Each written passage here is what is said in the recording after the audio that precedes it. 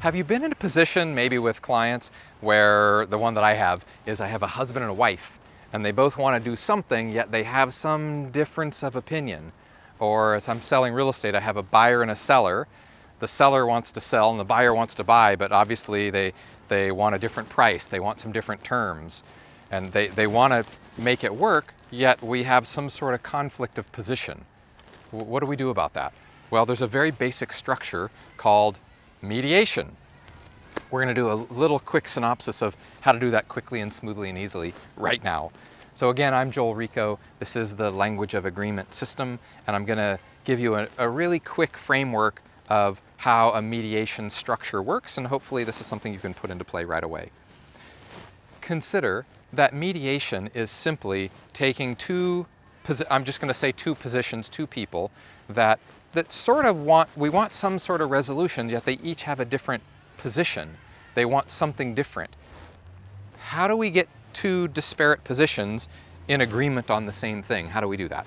Well, we're going to start by tuning into one and saying, well, what's important about this thing that you want? Let's use the buyer and the seller. So the buyer wants to buy, the seller wants to sell. We're going to say to the seller, what's important to you about putting this deal together right now? And the seller will say, well, the money will help me buy my next house, and if we get it done, right now, then I can move this summer while the kids are out of school, and this is what's important for me. Great. Then now that I know what's important to him, I'm going to turn to the buyer and say, great, what's important to you about being able to put this deal together? Rather than starting the process all over again, going to find another house, what's important to you about putting this deal together? And they're going to say whatever they say. We like the house, we like the schools, we like the neighborhood, this is what we're into it for. Great. Back to this one. If we could make this happen today, what would be significant about pulling this together for you? And how's that going to work? And ultimately, I want to keep bringing them up higher and higher and higher, both sides, back and forth, back and forth. What's important about that? What would that do for you? What's the significant part of that? And then back to the other side, what's important to you? What's significant about that? And I want to get them both up to the place where they eventually agree on something. And maybe the thing that they agree on is we both are committed to getting it buttoned up this month.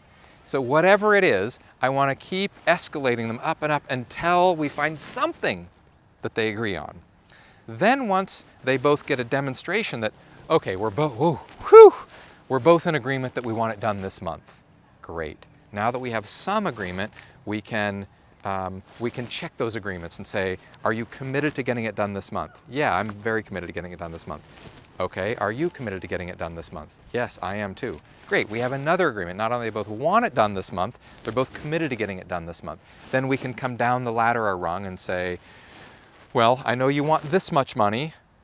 If you only had this much money, could you still make your plans work? Well, that doesn't make me happy, but I could live here. And then the buyer, well, I know you only want to pay this much money.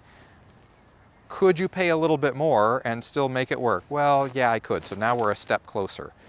So this is just the process of mediation. Find out what's important, keep escalating them up the chain until they agree on something, confirm both agreements, and then start bringing them down the ladder and say, well, what if we did this? Would that work? What if we did this? Would that work? What if you came down one step? What if you came up one step? See how close we're getting? And back and forth a couple of times, and before you know it, you get these two parties to do this, and before you know it, you're on the same line. This is really the structure, the most basic structure of a mediation. So I hope this structure helps, whether it's a buyer and a seller, a husband and a wife, or whatever that is. This is the most basic structure to get two disparate positions on the same topic. Again, this is one of several dozen tools that we outline in the language of agreement system. Remember, the system is to get from wherever they are into some sort of an agreement, right? That's why they're talking to you in the first place.